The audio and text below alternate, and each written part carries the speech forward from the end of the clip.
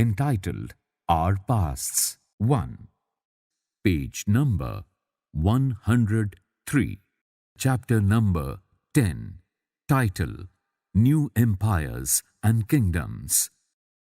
Arvind plays a king.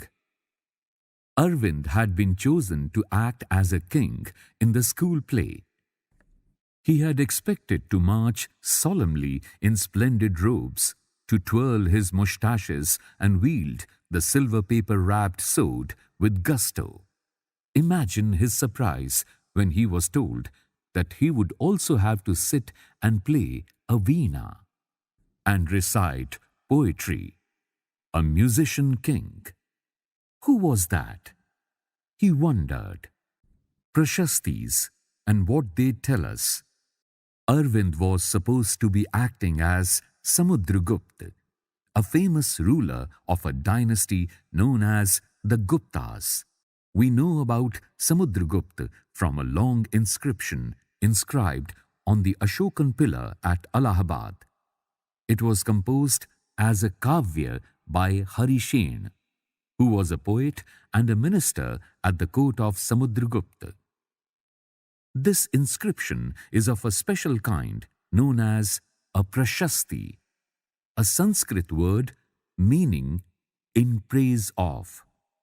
While prashastis were composed for some of the rulers you read about in chapter 9, such as Gautamiputra Shri Satakarni, they became far more important from the time of the Guptas. Samudragupta's Prashasti. Let us see what Samudragupta's Prashasti tells us.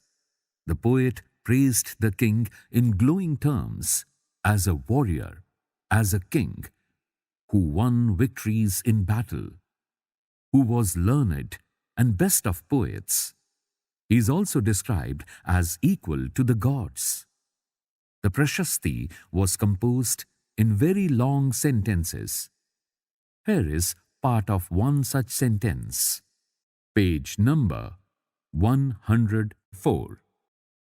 Samudragupta, the warrior, whose body was most charming, being covered with plenteous beauty of the marks of hundreds of scars caused by battle axes, arrows, spikes, spears, barbed darts, swords, iron clubs, javelins, barbed arrows, long arrows, and many other weapons. What does this description tell you about the king, and also about how kings fought wars? If you look at map 7, page number 105, you will notice an area shaded in green. You will also find a series of red dots along the east coast, and you will find areas marked in purple and blue as well. This map is based on the information provided in the Prashasti. Harsha describes 4 different kinds of rulers and tells us about Samudragupta's policies towards them. Number 1.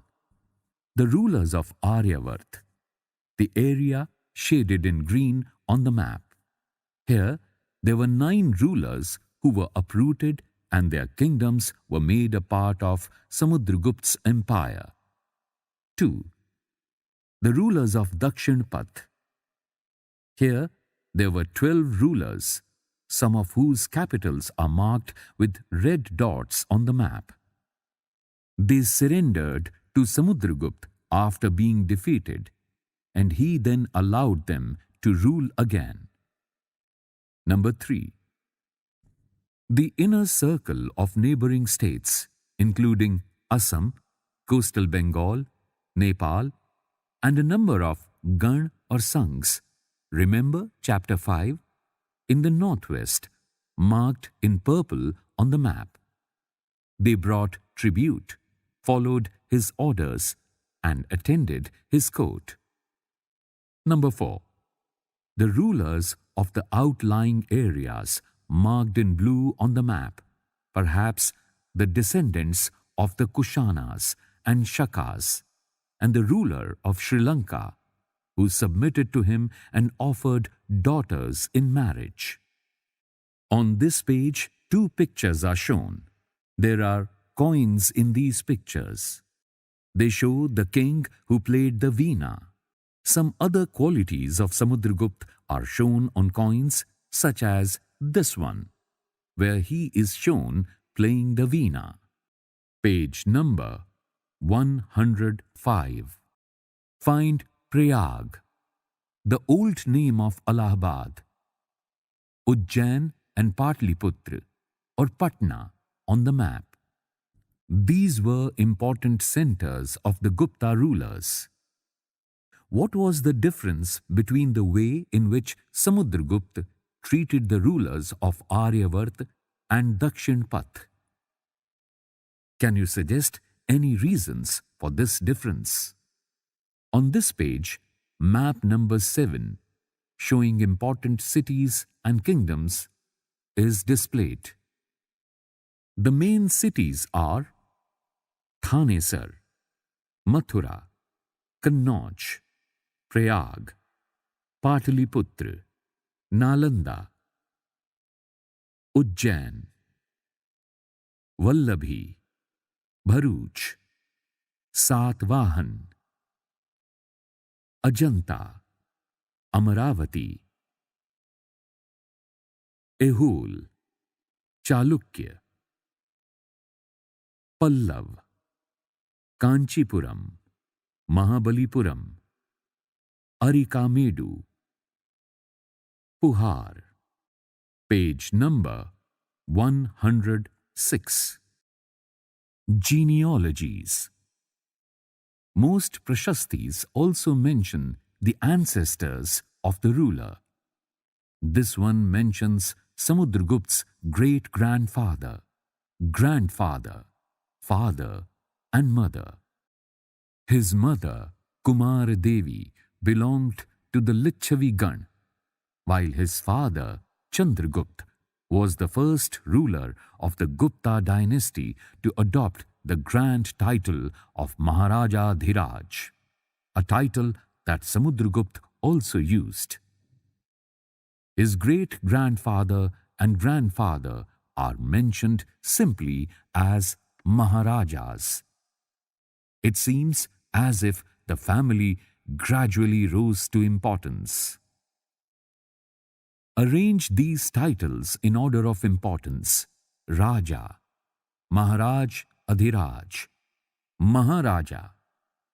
Samudragupta, in turn, figures in the genealogies, lists of ancestors of later rulers of the dynasty, such as his son, Chandragupta II. We know about him from inscriptions and coins. He led an expedition to western India, where he overcame the last of the Shakas. According to later belief, his court was full of learned people, about some of them whom you will read in chapter 11. Harshvardhan and the Harshcharit. While we can learn about the Gupta rulers from their inscriptions and coins, we can find out about some kings from biographies. Harshvardhan, who ruled nearly 1,400 years ago, was one such ruler. His court poet, Ban Bhatt, wrote his biography, the Harshcharit, in Sanskrit. This gives us the genealogy of Harsh and ends with his becoming king. Xuanzang, about whom you read in chapter 9, also spent a lot of time at Harsh's court and left a detailed account of what he saw. Page number 107. Harsh was not the eldest son of his father, but became king of Thanesar after both his father and elder brother died. His brother-in-law was the ruler of Kannauj. See map number 7. And he was killed by the ruler of Bengal. Harsh took over the kingdom of Kannauj and then led an army against the ruler of Bengal. Although he was successful in the east and conquered Magad and probably Bengal also, he was not as successful elsewhere. He tried to cross the Narmada to march into the Deccan, but was stopped by a ruler belonging to the Chalukya dynasty, Pulkeshin II. Look at political map of India and list the present-day states which Harshvardhan passed through when he went A. to Bengal and B. up to the Narmada. The Pallavas, Chalukyas and Pulkeshins Prashasti.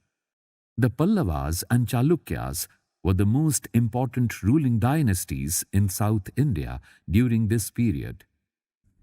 The kingdom of the Pallavas spread from the region around their capital, Kanchipuram, to the Kaveri Delta, while that of the Chalukyas was centered around the Raichur Doab, between the rivers Krishna and Tungabhadra. Aihole, the capital of the Chalukyas, was an important trading center. See map 7. It developed as a religious center with a number of temples. The Pallavas and Chalukyas frequently raided one another's lands, especially attacking the capital cities, which were prosperous towns. The best-known Chalukya ruler was Pulkeshin II. We know about him from a Prashasti composed by his court poet Ravikirti. This tells us about his ancestors, who are traced back through 4 generations from father to son. Pulkeshin evidently got the kingdom from his uncle. Page number 108. According to Ravikirti, he led expeditions along both the west and the east coasts. Besides, he checked the advance of Harsh. There is an interesting play of words in the poem. Harsh means happiness.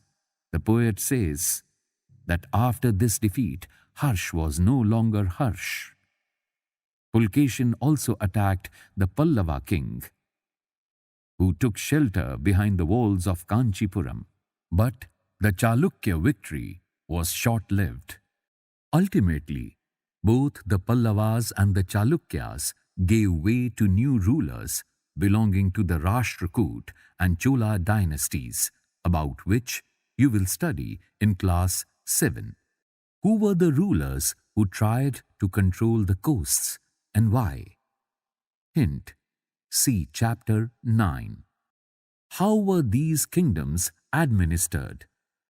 As in the case of earlier kings, land revenue remained important for these rulers, and the village remained the basic unit of administration. There were some new developments as well. Kings adopted a number of steps to win the support of men who were powerful, either economically or socially, or because of their political and military strength. For instance, some important administrative posts were now hereditary. This means that sons succeeded fathers to these posts. For example, the poet Harishen was a Mahadandanayak, or chief judicial officer, like his father. Sometimes one person held many offices. For instance, besides being a Mahadandanayak, Harishen was a Kumar Amatya, meaning an important minister, and a Sandhi Vigrahik, meaning a minister of war and peace. Besides, important men probably had a say in local administration.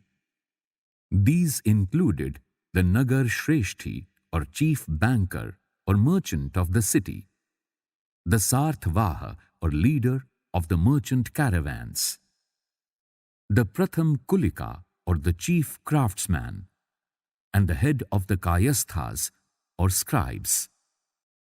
These policies were reasonably effective, but sooner or later some of these powerful men grew strong enough to set up independent kingdoms. What do you think may have been the advantages and disadvantages of having hereditary officers? Page number 109. A new kind of army. Like earlier rulers, some of these kings maintained a well-organized army with elephants, chariots, cavalry, and foot soldiers. Besides, there were military leaders who provided the king with troops whenever he needed them. They were not paid regular salaries. Instead, some of them received grants of land. They collected revenue from the land and used this to maintain soldiers and horses and provide equipment for warfare. These men were known as Samants. Whenever the ruler was weak, Samants tried to become independent. Assemblies in the southern kingdoms. The inscriptions of the Pallavas mention a number of local assemblies. These included the Sabha, which was an assembly of Brahmin land owners. This assembly functioned through subcommittees which looked after irrigation, agricultural operations, making roads, local temples, etc. The Ur was a village assembly found in areas where the landowners were not Brahmins, and the Nagaram was an organization of merchants. It is likely that these assemblies were controlled by rich and powerful landowners and merchants. Many of these local assemblies continued to function for centuries.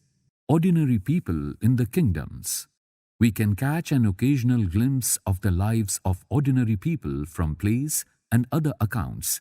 Let us look at some of these.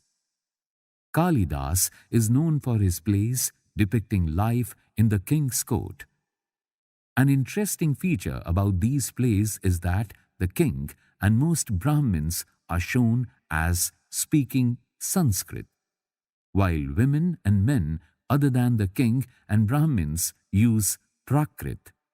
His most famous play, Abhigyan Shakuntalam, is the story of the love between a king named Dushyant and a young woman named Shakuntala. We find an interesting description of the plight of a poor fisherman in this play. A fisherman finds a ring. A fisherman found a precious ring which the king had given to Shakuntala, but which had been accidentally swallowed by a fish. When he went to the palace with it, the gatemen accused him of theft, and the chief police officer was rather rude. However, the king was happy when he saw the ring and sent a reward for the fisherman. Then the police officer and the gatemen decided to take a share of the reward and went along with the fisherman to have a drink. Do you think that if a poor man finds something and reports this to the police, he would be treated like this today? Name a famous man who taught in Prakrit and a king who issued inscriptions in Prakrit. Hint: see chapter 6 and 7. Page number 111. The Chinese pilgrim Fa Xian noticed the plight of those who were treated as untouchables by the high and mighty. They were expected to live on the outskirts of the city.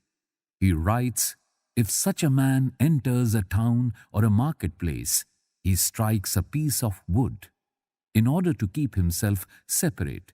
People hearing this sound know what it means and avoid touching him or brushing against him.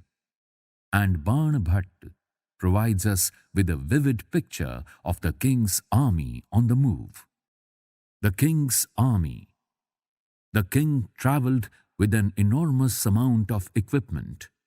Apart from weapons, there were things of daily use such as pots, pans, furniture, golden footstools, food including animals such as goat, deer, rabbits, vegetables, spices, carried on carts or loaded onto pack animals such as camels and elephants. This huge army was accompanied by musicians beating drums and others playing horns and trumpets. Villagers had to provide hospitality along the way. They came with gifts of curds, gur, and flowers and provided fodder for the animals. They also tried to meet the king and place their complaints and petitions before him. The army left a trail of destruction behind. Elephants often trampled down the huts of villagers, and the oxen yoked to the caravans of merchants ran away, scared by the tumult. As Barn Bhatt says, the whole world was swallowed up in dust. Make a list of all the things that were carried with the army. What did the villagers bring for the king? Page number 112. Elsewhere. Find Arabia on map 6, pages 76-77. Although it's a desert, it was at the hub of communications for centuries. In fact, Arab merchants and sailors played an important role in the sea trade between India and Europe. See page 92. Others who lived in Arabia were the Bedouins, pastoral tribes depending mainly on camels, hardy animals that could survive in the desert. Around 1,400 years ago, Prophet Muhammad introduced a new religion, Islam, in Arabia. Like Christianity, Islam was a religion that laid stress on the equality and unity of all before Allah, the one supreme God. Here is a verse from the Quran, the sacred book of Islam. For Muslim men and women, for believing men and women, for devout men and women, for true men and women, for men and women who are patient and constant, for men and women who humble themselves, for men and women who give in charity, for men and women who fast, for men and women who guard their chastity, and for men and women who engage much in Allah's remembrance. For them has Allah prepared forgiveness and great reward. Within 100 years, Islam spread to North Africa, Spain, Iran, and India. Arab sailors, who were already familiar with the coastal settlements of the subcontinent, now brought the new religion with them. Arab soldiers conquered Sindh, in the present-day Pakistan, about 1,300 years ago. Trace the routes that would have been taken by these sailors and soldiers on map 6. Imagine, Harshvardhan's army will visit your village next week. Your parents are preparing for the visit. Describe what they say and do. Let's recall. 1. State whether true or false. A. Harishen composed a prashasti in praise of Gautamiputra Shri Satkarni. B. The rulers of Aryavart brought tribute for Samudragupta. C. There were 12 rulers in Dakshin Path. D. Takshashila and Madurai were important centers under the control of the Gupta rulers. E. Aihole was the capital of the Pallavas. F. Local assemblies functioned for several centuries in South India. 2. Mention 3 authors who wrote about Harshvardhan. 3. What changes do you find in the army at this time? 4. What were the new administrative arrangements during this period? Let's discuss. 5. What do you think Arvind would have to do if he was acting as Samudragupta? 6. Do you think ordinary people would have read and understood the Prashastis? Give reasons for your answer. Let's do. 7. If you had to make a genealogy for yourself, who are the people you would include in it? How many generations would you like to show? Make a chart and fill it. 8. How do you think wars affect the lives of ordinary people today? Keywords: Prashasti, Aryavart, Dakshin Path, genealogy, hereditary officer, Samant, assembly, Nagaram. Some important dates. Beginning of the Gupta dynasty, about 1700 years ago. The rule of Harshvardhan, about 1400 years ago.